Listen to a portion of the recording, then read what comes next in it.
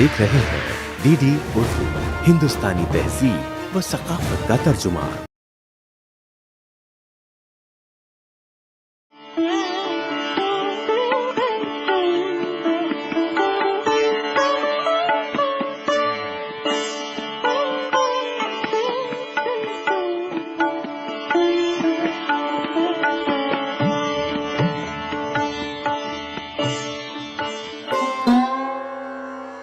पिछली किस्त में आपने देखा कि शाहजहां ने फन्ने तामीर को ज्यादा फरोग दिया, हालांकि उसके दौर में भी मुसव्विरी आला दर्जे की थी और ख़ास तौर से तस्वीरों के हाशियों पर तवज्जो दी जाती थी। शाहजहां ने मुसव्विरों की तकर्रुरी घटा दी, लिहाजा कई मुसव्विर शाही दरबार छोड़कर रऊसा और वुज़रा के साथ वाबस्ता हो गए।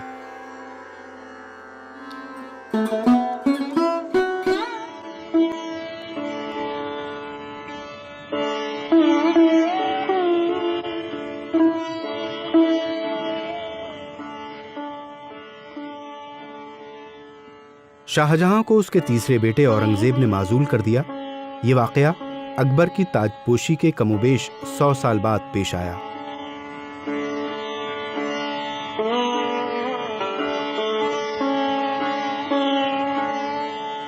इस 100 साल यानी 16वीं सदी के वुस्त से 17वीं सदी के वुस्त तक मुगलिया तर्ज मुसव्विरी एक जिंदा फन की शक्ल में मौजूद रही।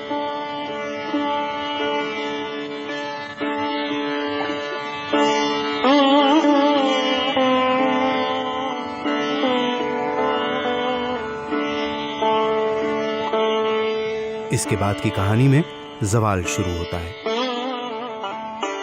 इस जवाल की वजह औरंगजेब की सख्तगीर पॉलिसियों को बताया जाता है और उसकी कट्टर मजहबी शख्सियत को मुसव्विरों की मौत की वजह तसव्वुर किया जाता है।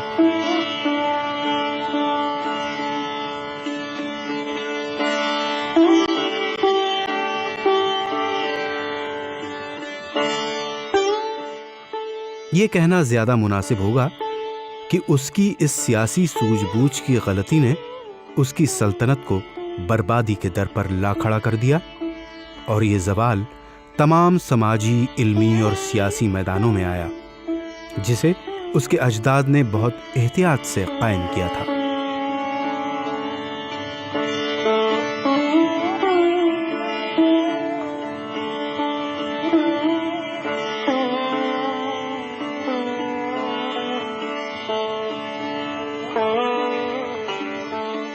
इन मैदानों में मुगलिया तर्ज मुसव्विरी भी थी, जो इस सल्तनत के साथ साथ ही खत्म हो गई।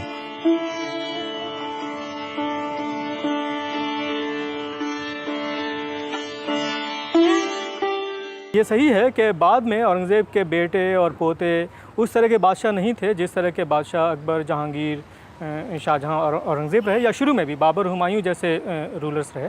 लेकिन ये भी कहना है कि एकदम ही लाखिरत थे और बिल्कुल ख़त्म थे, ऐसा नहीं, ऐसा भी नहीं था, क्योंकि उसकी एक वजह थी। वजह यह थी कि 150 साल में मुग़लों का जो अचीवमेंट था और जो कंसोलिडेशन था और मुग़ल हाउस होल्ड के प्रति जो लॉयल्टी और उसका जो लेजिटिमेसी वो इतनी स्ट्रॉन्ग हो चुकी थी कि शायद ये फ़र्क नहीं पड़ता बहुत दिनों तक कि कोई बादशाह बनाया गया है जो करप्ट है या जो कहते हैं वो रंगीला, इस तरह की बातें करते हैं, और वो उतना भी एक्यूरेट नहीं है जितना, क्योंकि अगर वैसा होता तो 1707 से 1857 150 साल की फिर भी हिस्ट्री है, मुग़ल हिस्ट्री है दिल्ली में और दिल्ली के एतराफ़ में। 1803 में मुग़ल दिल्ली पे आते हैं।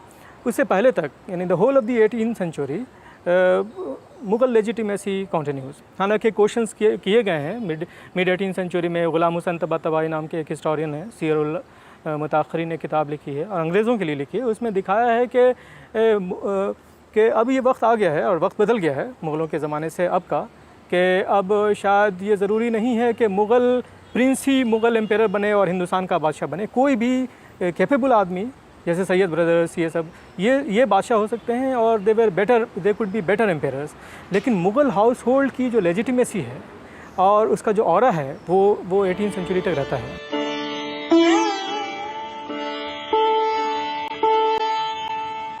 ये दौर फ़न में शाहजहां के दौरे हुकूमत की तायुश पसंदी के इजहार से शुरू होता है।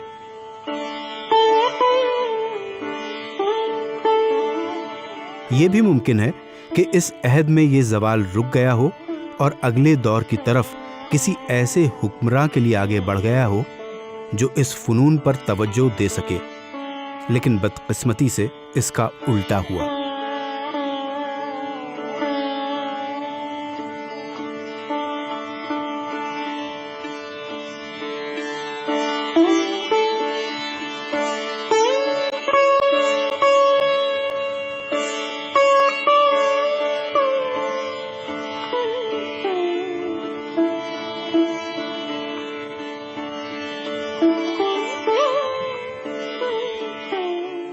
ये फ़न इसके जानशी औरंगज़ेब के ज़रिए, जो इस्लामी क़वानीन का सख्त पाबंद था, और भी मातूब हो गया।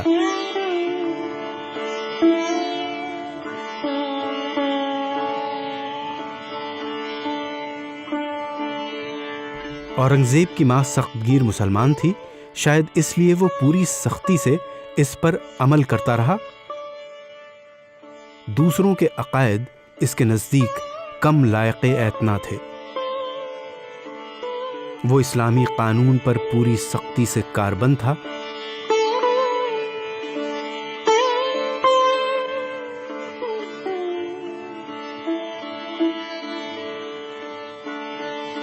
औरंगज़ेब ने बहुत सी तस्वीरों को बर्बाद किया, क्योंकि उसके मुताबिक इस्लामी कानून इसकी इजाज़त नहीं देता, और ऐसा माना जाता है कि उसने अपने हाथों से बहुत सी तस्वीरों को ज़ाया किया।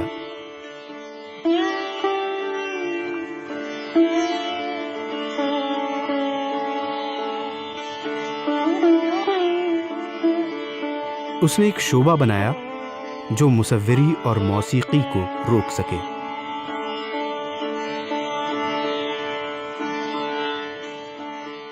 ये पॉलिटिकल था कि औरंगज़ेब ने उस वक़्त पॉलिटिक्स ही खेली, और इस वजह से कुछ फरमान उसने निकाले कि ये ना हो वो ना हो। पर अगर आप उनका जो प्रोडक्शन देखिए तो मेरे ख़्याल से कम हो गया होगा, पर जो उसकी बारीकियां थी, जो उसकी खूबसूरती थी, उसमें कोई दखल नहीं था। वो उसी की तरह से हमें, आपको हम एग्ज़ाम्पल्स भी दिखाएंगे, आप कुछ करेंगे तो आपको फिर पता चलेगा कि औरंगज़ेब जो है, कभी कभी हमें भी औरंगज़ेब को देखना पड़ेगा दूसरी निगाह से। इसलिए देखना पड़ेगा क्योंकि हमें फिर वो करीब ले जाएगा कि क्या वजह थी कि वो उसकी इमेज इस तरीक़े की बनी, ना कि और दारा शिको की इस तरीक़े की बनी। मगर अगर आप उसके काम देखें उस वक़्त के, तो एक फिर से गौर करने वाली शख्सियत है ये। शाहजहां जो था उसको अर्ली स्टेज में ही उसकी वाइफ चली गई थी, तो उसको एक बड़ा सेटबैक सा लग गया था। मगर उसके टाइम में पिक्चर्स को, मिनिएचर्स को जो पैटर्नेज दिया वो दारा शिको ने दिया, क्योंकि अगर दारा शिको गद्दी पे बैठता तो वो दूसरा अकबर होता। मगर सवाल वही अगर का है, क्योंकि वो अपने पेरेंट्स के पास रहा, उनकी छत्र छाया में रहा, उनकी देखभाल किया। उसके पास उतना डिप्लोमेटिक माइंड नहीं था जितना औरंगज़ेब के पास था। उसके थर्ड ब्रदर था औरंगज़ेब, और औरंगज़ेब को हमेशा कोर्ट से दूर रखने के लिए उसको कभी दक्कन का सूबा दे दिया, तो कभी गुजरात का सूबा दे दिया, तो कभी बंगाल का सूबा दे दिया। तो उसके जो होते हैं ना वो रीजनल टेरिटरी का एक्सपीरियंस, वो औरंगज़ेब को बहुत हो गया, उसको मैनेज करने का एक्सपीरियंस बहुत हो गया, और वो इंटेलिजेंट भी बहुत था। तो जब शाहजहां की डेथ हुई तो दारा शिको गद्दी पे नहीं बैठ पाए, क्योंकि वो वार की उसको आइडिया नहीं था, उसको ज़्यादा आइडिया नहीं था, और वो वार नहीं कर पाए। और औरंगज़ेब को क्योंकि जगह जगह वो सब उसने अपने सारी हर सूबे में जहाँ कुछ हुआ उसने उसकी पकड़ थी उसको, तो उसने पूरी आर्मी को अपने साथ कर लिया। और जो लिबरल एटीट्यूड था इसका दारा शिको का, वो नहीं पसंद था। बहुत सारे मुल्ला मौलवीज़ जो थे उनको वो पसंद नहीं था लिबरल एटीट्यूड, तो उनको लगता था कि थोड़ा सा रिस्ट्रिक्ट होना चाहिए, हमें इस्लाम को स्प्रेड करना चाहिए। तो उनका एटीट्यूड जो था वो औरंगज़ेब की तरफ था।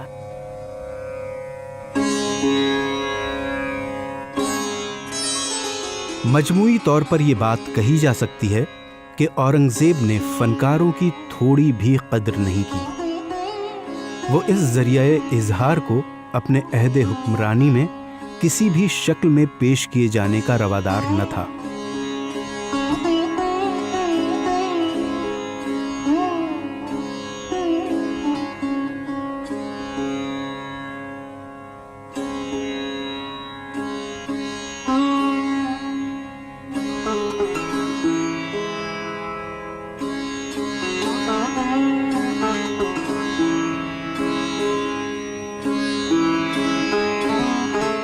इस बात का भी सबूत है कि उसके दौरे हुकूमत में अदना दर्जे की तख्लीक़ात सामने आई हैं, जबकि उसके पहले के दौरे हुकूमत में काफ़ी बेहतरीन तख्लीक़ात पेश हुई थीं।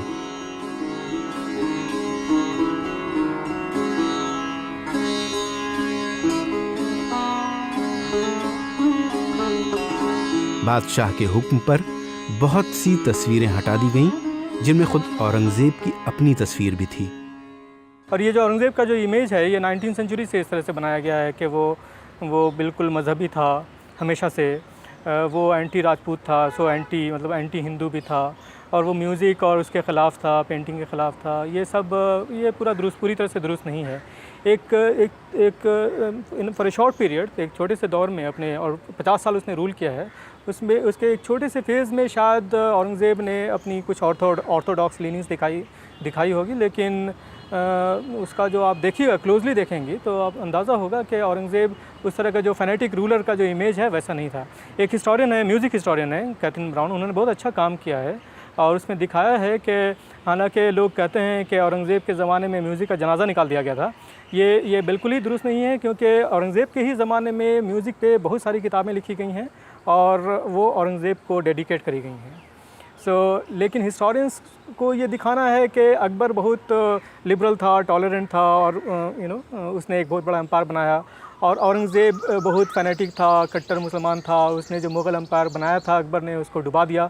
इसलिए औरंगज़ेब को इस तरह का इमेज दिखाने की ज़रूरत होती है। लेकिन असल में आप देखिएगा क्लोजली तो ठीक है, जो दारा शिकोह और अपने भाइयों के साथ जो स्ट्रगल था एम्पायर के लिए, उस ज़माने में औरंगज़ेब ने कुछ ऐसे बातें करी होंगी जो मज़हब और मुसलमानी मज़हब की तरफ उनकी लीनिंग्स तो दिखाते हैं। लेकिन शुरू के 50 साल के दौर में, शुरू के 25 साल में औरंगज़ेब ने एक भी काम ऐसा नहीं किया जिससे लगे कि औरंगज़ेब कोई कट्टर मुसलमान रहा होगा और उसने कुछ म्यूज़िक के फील्ड में या आर्ट फॉर्म्स में या फिर जनरली मज़हब के नाम पे कुछ ऐसा काम किया होगा जो बिल्कुल उसकी इमेज को कट्टर मुसलमान की तरफ बना देता है। औरंगज़ेब शिकार, सफ़र, मुताले, हुकूमत और अपनी फ़ौज को तरतीब देने में लगा रहता, जबकि जहांगीर और शाहजहां अपना वक्त उनकी मिनिएचर की तख्लीक़ात में देते थे।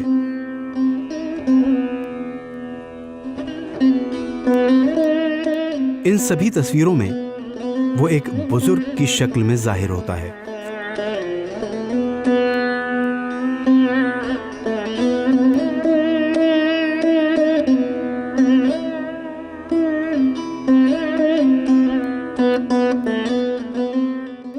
आर्टिस्ट जो थे वो सब माइग्रेट कर गए, तस्वीर खाना बंद हो गया, तो तस्वीर नहीं बनी। पर फिर भी कुछ लोग ऐसे थे, कभी कभी हो सकता है, मैं कह नहीं सकती, पर कभी कभी हो सकता है कि बादशाह को खुश करने के लिए किसी आर्टिस्ट ने बादशाह की पिक्चर बना दी, मगर ओल्ड एज की ही पिक्चर्स ज़्यादा मिलती हैं।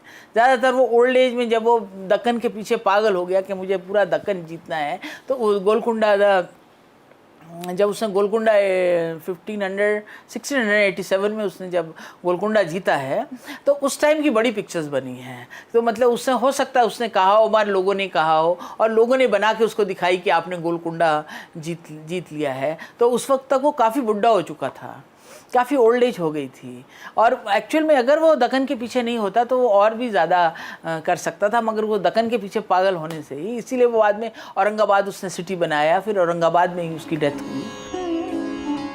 औरंगज़ेब के सबसे बड़े बेटे मोहम्मद सुल्तान ने अपने वालिद के कानून को मानने से इनकार कर दिया, जिसके कुछ ही महीनों बाद उसको हथियार डालना पड़ा।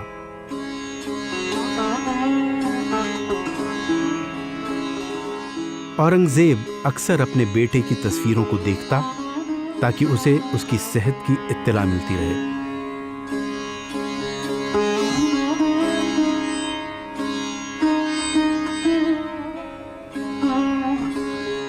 औरंगज़ेब के अंदर भी बहुत सी इंसानी कमजोरियां थीं।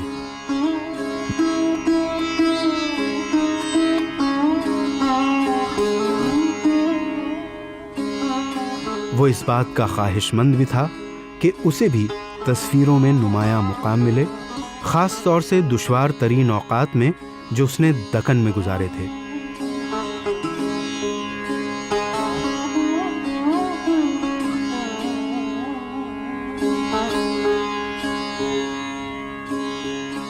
ऐसी बहुत सी तस्वीरें बनाई गई थीं जिसमें उसने मुहासरे किए थे।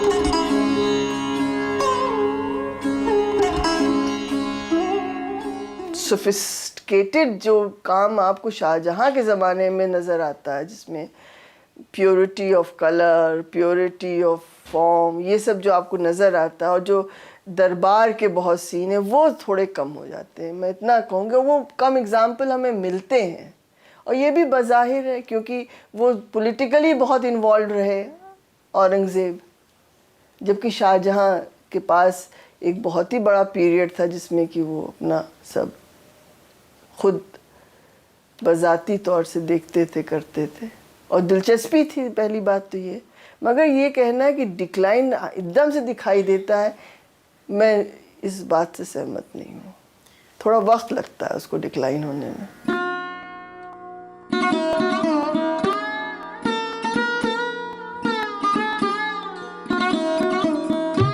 1707 में औरंगज़ेब की वफ़ात के साथ मुग़लिया तर्ज़ मुसव्वरी बंद होने लगी। इसके बाद कई बादशाह आए, लेकिन कोई भी मुस्तहकम हुकूमत कायम न कर सका और दरबार 3 जानशीनों के कत्ल की खुफियागाह बन गई।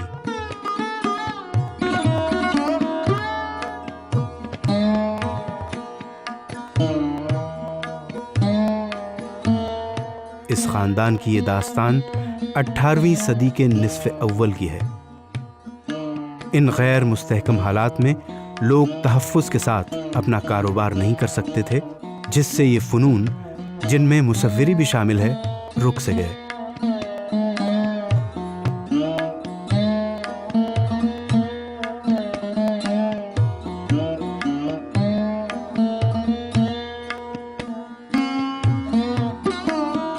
धीरे धीरे मुग़ल दरबार अपनी शान व शौकत खोने लगा और दूसरे दरबार मुल्क में फैलने लगे।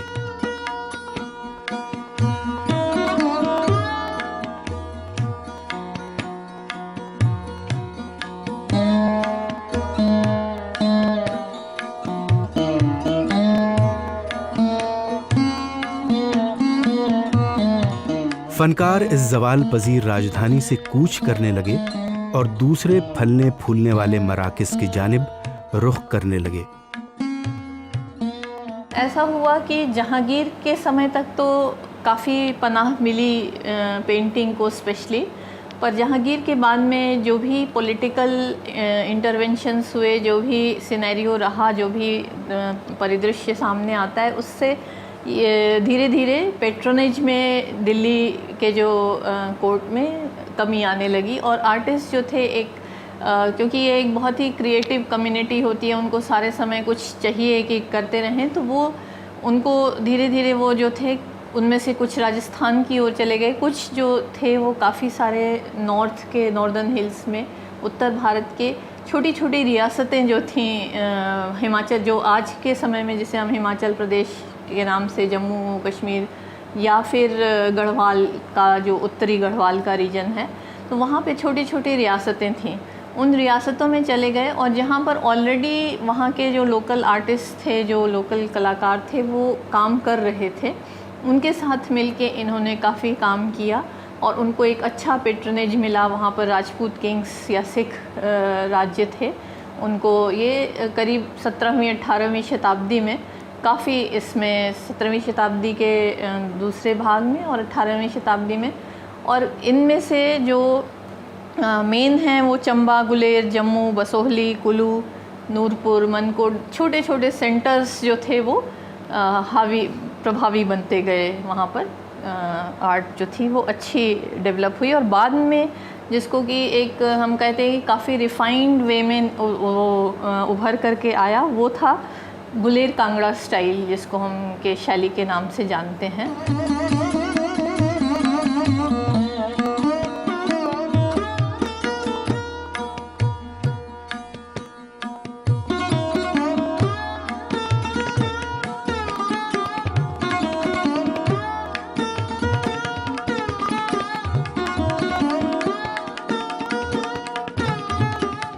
अवध और हैदराबाद की बागी रियासतों का उरूज होने लगा और फनकारों की कई जमात ने इस बदलते हुए माहौल में अपने तर्ज फन में भी तब्दीली लाना शुरू कर दिया।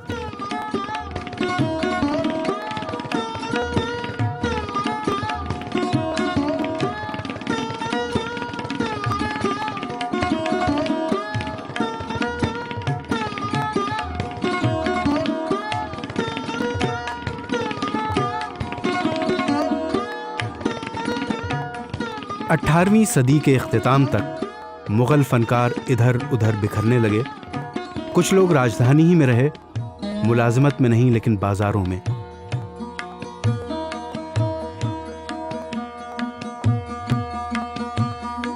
इसमें ज़्यादातर मुसलमान थे।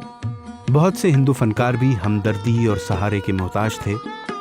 लेकिन जैसे ही इलाक़ाई असर गालिब आने लगा, मुग़लिया तर्ज मांद पड़ने लगी।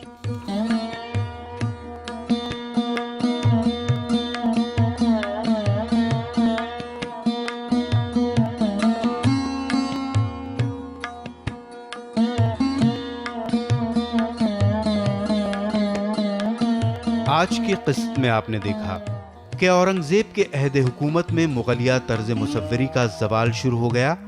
उसने फनकारों की जरा सी भी कदर नहीं की, जिसका सबूत उसके दौर की तख्लीकों में मिलता है जो बहुत ही अदना दर्जे की है। हालांकि खुद औरंगजेब की भी कई तस्वीरें हैं, लेकिन कहा जाता है कि वो तस्वीरों को गैर इस्लामी मानता था, लिहाजा उसके अहद में कई तस्वीरें तबाह कर दी गईं।